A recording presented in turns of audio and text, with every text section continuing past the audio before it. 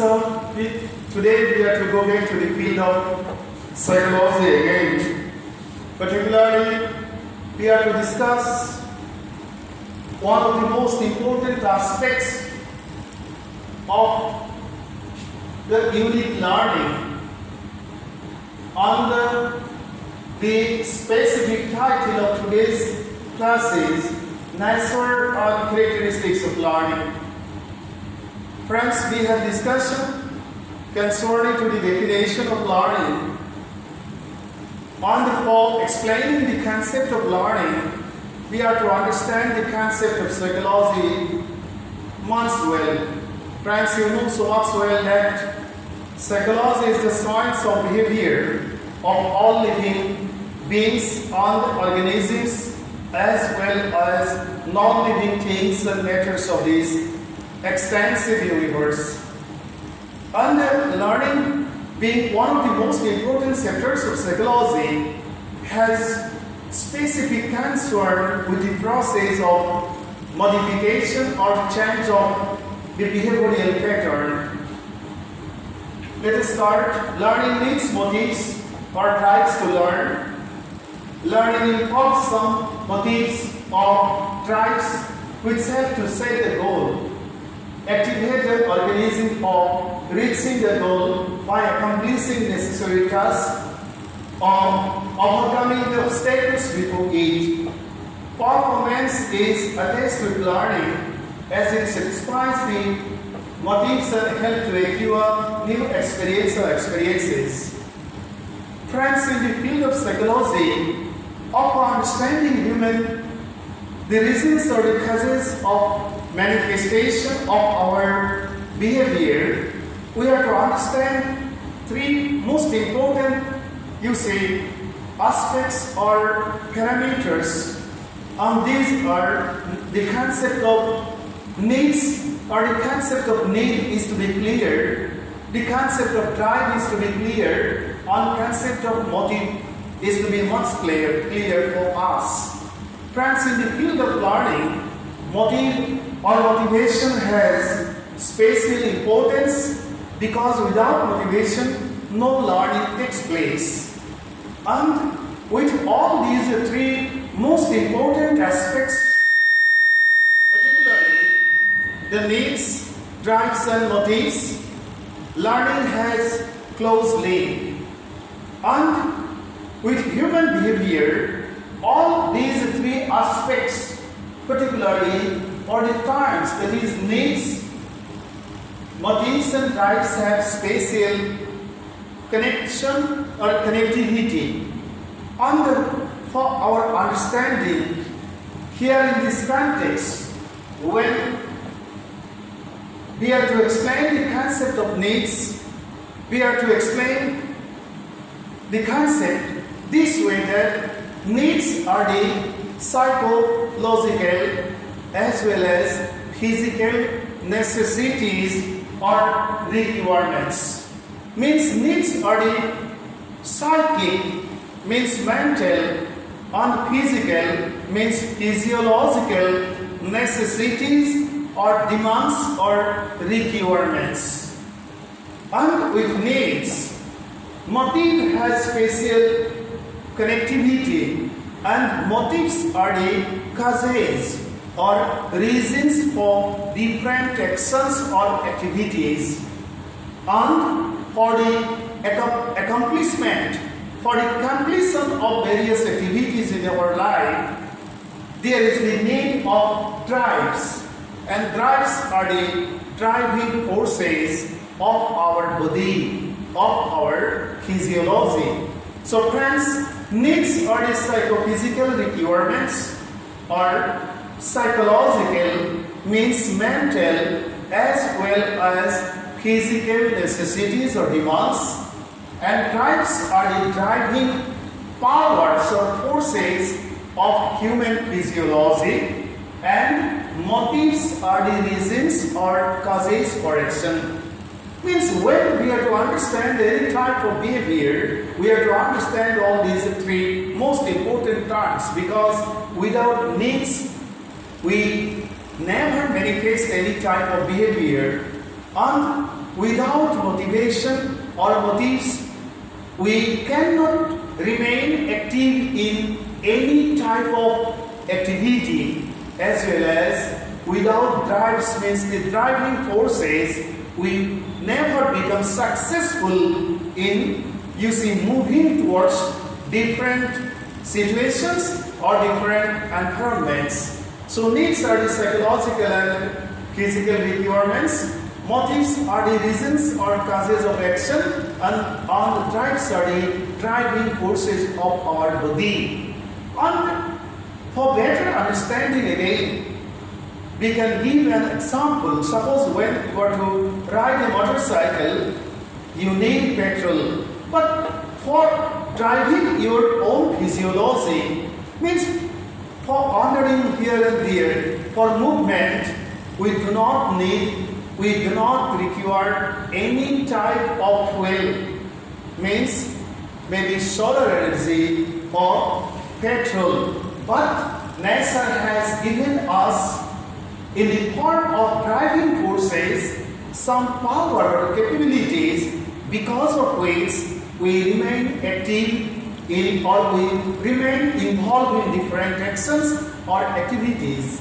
And with the help of different activities, we satisfy our needs. And here in the process of satisfaction of our needs, motivations or motives play very important role, because motives are the causes or reasons for our action.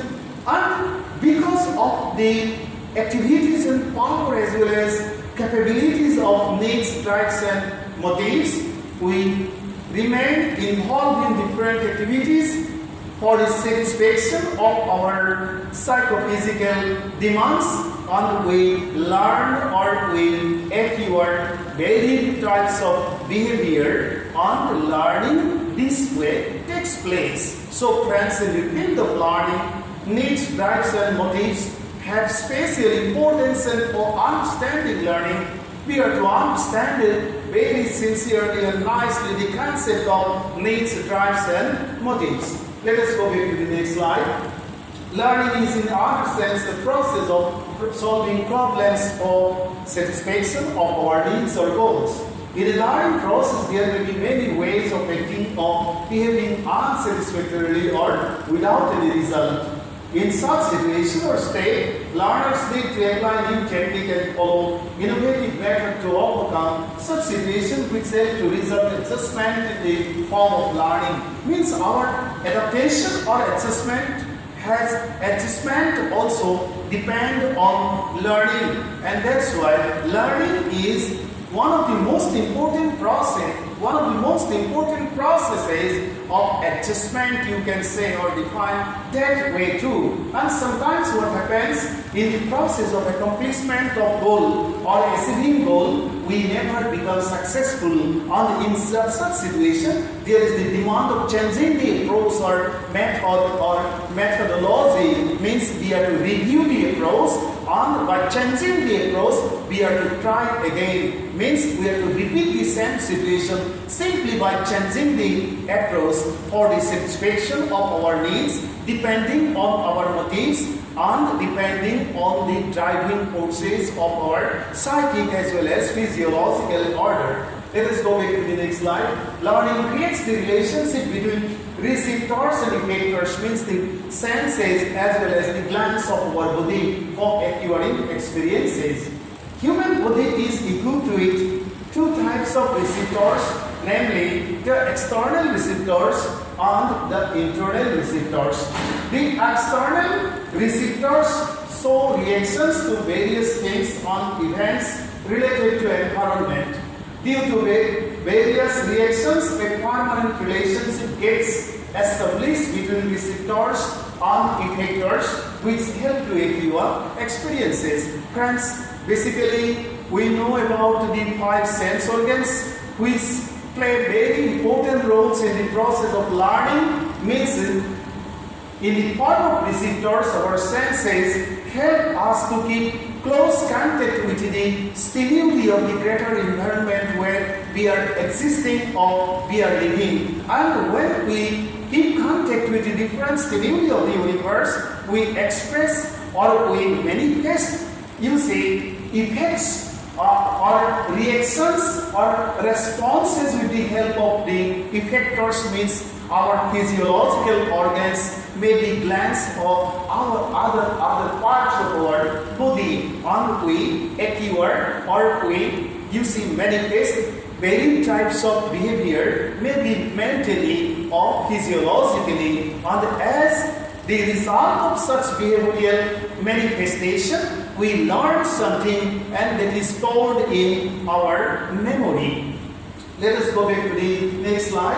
On the other hand, internal receptors mean that power which shows physical reactions as a result of the effect of physical powers and help to acquire experiences. The internal organs of our bodies show certain specific reactions against certain physical and chemical reactions which help to resolve apparent behaviors. Means our internal glands basically play important roles in you see the process of manifestation of behavior internally. Due to diverse reactions, changes occur in the behavior of organisms. Such behavior is manifested physiologically and mentally or you say psychologically. So friends, in the process of learning, human physiology plays, you see, extensive roles. At the same time, in some high plus learning situation, human intellectuality or the psychic potentialities play definite roles. Let us go back to the next slide. Learning is also dependent upon one's innate intelligence. That is also inherited potentiality and other psychophysical capacities.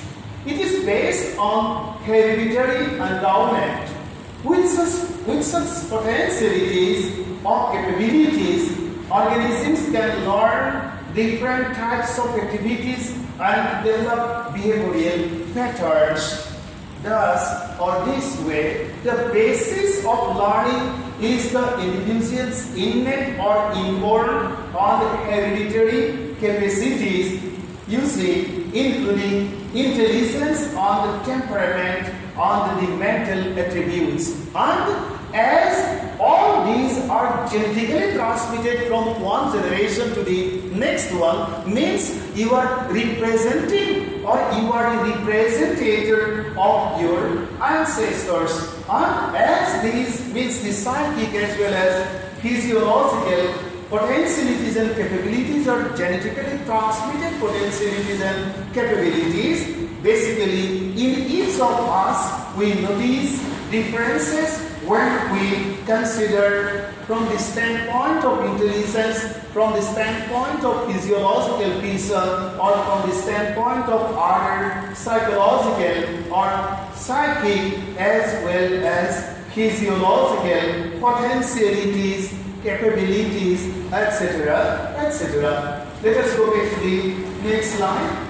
Learning is related to psychophysical maturation. Unless and until maturation takes place, satisfactory learning is not possible. So, friends, learning and maturation has close connection. Psychophysical maturity of the individual is one of the important conditions in learning a new task or new event. Friends, you see, without psychophysical maturation or maturity in psychic order or level as well as physiological, you see, capabilities, we never can become able to remain busy in different types of activities, and without, you see, remaining busy in various activities, we never can learn anything else. And as learning depends on psychic as well as physiological maturity level of the learner, and as these are, you see, different inside on adult and adolescent, and in different, you see, people, the capability of learning also in the process, particularly when we consider the capability of learning, we notice differences. Let us go back to the next slide. Learning is also regarded as a function of practice of the learner. Practice doesn't mean repeating a response for several times. It is a repeated effort of an individual or organism to react to a situation effectively and until perfection. Practice helps to drop out unmoved, unrhythmic, or unnecessary responses and leads to improvement in learning or better results in behavior. And that's why it is said that practice makes man perfect. For perfection in learning, there is the necessity of practice. More practice means more learning. No practice means no learning. So perfection of learning generally depends on practice. And that's why you say, if you are to become very successful in learning a specific event or situation, or becoming much, you see, expert in solving a particular problem, you are to repeat your practice till you see you achieve the target of perfection. Means for achieving the point of or the goal of perfection, we have to repeat this learning situation. We have to repeat and repeat the learning situation, because it is, as per the law of psychology, practice makes man perfect in the process of learning. And practice should not be, you see, boring. Means boredomness in the mindset of the learner should not be, you see, created because of practice. Let us go back to the next slide. Psychologists are of the opinion that learning involves perceptual maneuver. Perception in the learning context refers to the acquisition of specific knowledge about objects directly stimulating the senses at any movement or movements in life. In perception, objects are seen or interpreted in the light of appropriate experience from the past, and new ideas are generated. Friends, for understanding perception, again, here is one of the most important sectors in psychology which you are to study. That is, how we cognize this universe. The process of cognition or the knowing process is to be studied. And in the process of knowing different events, phenomena, problems of this universe, means realities which are behind the different phenomena, events and problems, we are to keep contact with the help of the five sense organs with the stimuli, and we have to show response, and thenceforth our perception means simple knowledge concerning to a situation or event or object developed in the mindset. And when we repeat the same situation, the concept is perfectly formed in the psychic order, and it is stored in our mindset permanently, and we become successful in later stage of our life for learning other things depending on the perception which is there in our mindset, means in our psychology or in our psychic order. Let us go back to the next slide. Learning involves motor responses of human and animal body, which include habits, information, effective elements, which includes emotion of the learner. Learning is not possible without the elementary meanest ability. Minus means this is the smallest, meanest ability needed to learn a task or an event.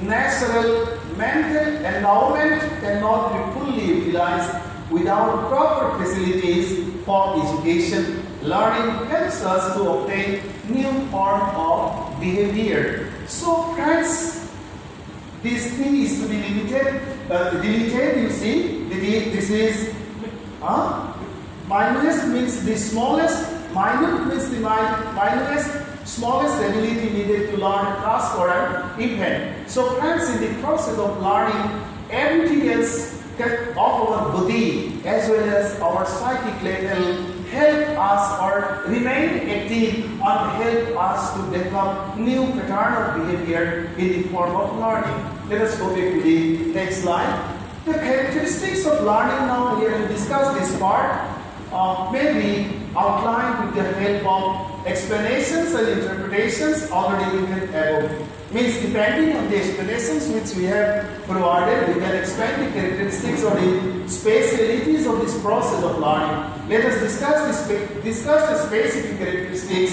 as given below for clarifications of all the concerning ideas and issues relating to learning.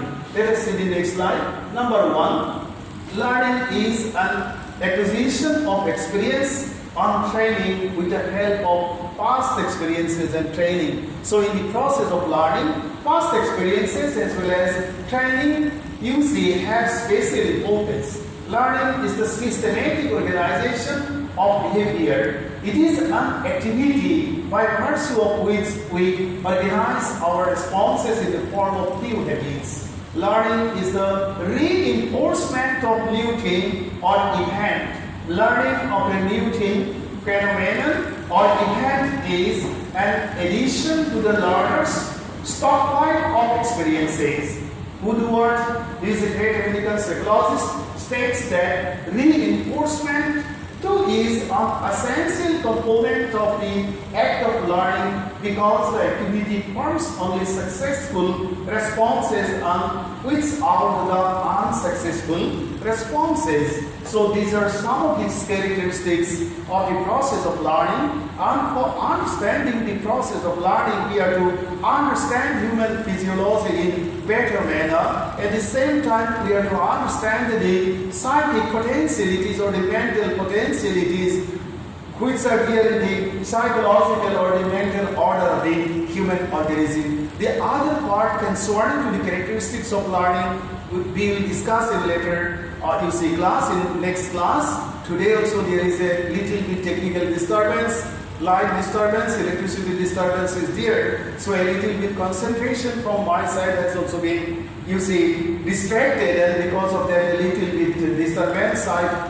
felt at the time of explaining the contents. Anyway, I hope you will be able to understand the concept of learning by going through, each and every explanations of all the slides. I will discuss the other, in the next class, the other characteristics of the process of learning, and then your concept concerning to learning will be much clear. Thank you so much for today. This class is, up to this mark, up to this level, and you study well, so that when we explain the other characteristics of learning, you can very easily understand the whole process of learning so much well. Thank you so much.